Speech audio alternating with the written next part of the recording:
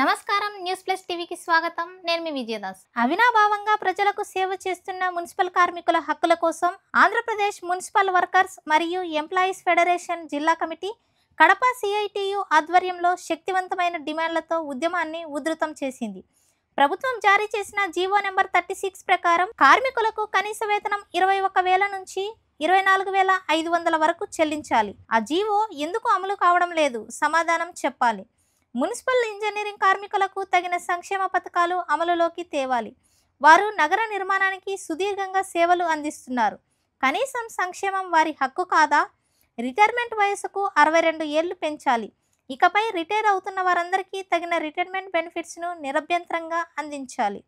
ఏటా వేలాది మంది కార్మికులు కష్టపడుతున్నా ఇప్పటికీ కాంట్రాక్టు మరియు అవుట్సోర్సింగ్ ఉద్యోగులే ఎక్కువగా ఉన్నారు. వీరిని వెంటనే పర్మనెంట్ ఉద్యోగులుగా గుర్తించాలి. ఇంజనీరింగ్ విభాగంలో పనిచేస్తున్న కార్మికులకు తగిన క్యాడర్ మరియు ప్రమోషన్ అవకాశాలు గుర్తింపును ఇవ్వాలి. ఇవన్నీ ఒక్కో కార్మికుడి గొంతులో నుంచి వినిపిస్తున్న నిస్సహాయక గొంతులు కాదు. ఇవి స్వాభిమానంగా బ్రతకాలని పోరాడుతున్న పోరాట శబ్దాలు. ప్రభుత్వం వెంటనే స్పందించకపోతే ఉద్యమాన్ని రాష్ట్ర వ్యాప్తంగా విస్తరింపజేస్తామంటూ సిఐటియు నేతలు హెచ్చరిస్తున్నారు.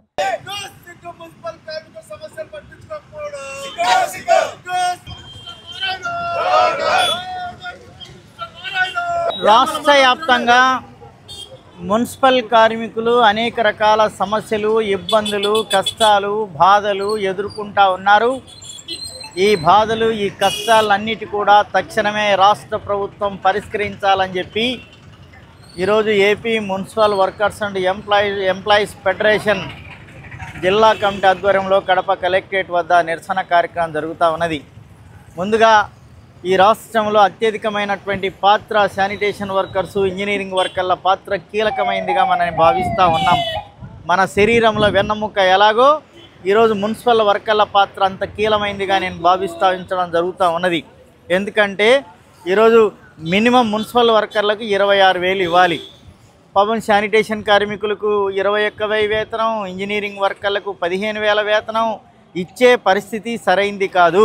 కాబట్టి 26,000 వేతనం ఇవ్వాలని చెప్పి ఈరోజు డిమాండ్ చేస్తూ ఉన్నాం. రెండోది ఏమిటి, ఈరోజు సంక్షేమ పథకాలన్నీ కూడా ఈరోజు వర్తించే పరిస్థితి లేదు.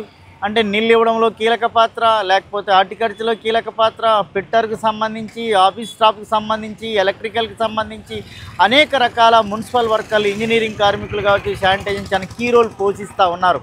వాళ్ళకందరికీ ఈరోజు ఏమాత్రం పట్టించుకునే పరిస్థితి లేదు. రాష్ట్ర ప్రభుత్వం పరిష్కరించకపోతే, చేయకపోతే సమ్మెకి వెళ్లాల్సినటువంటి అవసరం ఉంటుంది. దీనికి రాష్ట్ర ప్రభుత్వమే బాధ్యత వహించాలని చెప్పి డిమాండ్ చేస్తున్నాం. మూడోది, భద్రత లేదు, రక్షణ లేదు, పర్మనెంట్ లేదు.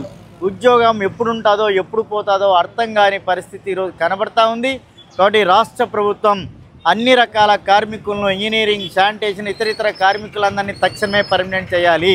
అది కానప్పుడు మినిమం 26,000 వేతనం ఇవ్వాలి. లేదా సంక్షేమ పథకాలు ఈరోజు తల్లికి వందనం లేదు, లేకపోతే ఏ వందనాలు లేవు. కాబట్టి పనేమో చేయాలి. కాబట్టి తల్లికి వందనం వర్తింపజేయాలి, సంక్షేమ పథకాలు ఇవ్వాలి. రిటైర్డ్ అయినటువంటి వాళ్లకు 62 సంవత్సరాలు పెట్టారు అంటే ఆ ప్లేస్లో ఉద్యోగం ఇచ్చే పరిస్థితి లేదు. రిటైర్మెంట్ ఎలాంటి బెనిఫిట్స్ లేవు, ఎలాంటి సౌకర్యాలు లేవు. కాబట్టి ఇట్లాంటి అన్నీ కూడా ఉన్నాయి. కాబట్టి థర్డ్ పర్సన్ రద్దు చేసి, కాంట్రాక్టు వ్యవస్థను రద్దు చేసి పర్మనెంట్ చేయాలని చెప్పి సందర్భంగా కోరుతా ఉన్నాం. కాబట్టి ఈరోజు రాష్ట్ర వ్యాప్తంగా, దేశవ్యాప్తంగా మున్సిపల్ వర్కర్లు చేస్తున్నటువంటి పోరాటానికి సిఐటియు జిల్లా కమిటీ ప్రత్యక్షమైనటువంటి సంపూర్ణ మద్దతు తెలియజేస్తూ దీనికి రాష్ట్ర ప్రభుత్వం, మున్సిపల్ మినిస్టర్ గారే బాధ్యత వహించాలని చెప్పి మీ ద్వారా తెలియజేస్తూ ఉన్నాం. Thank you.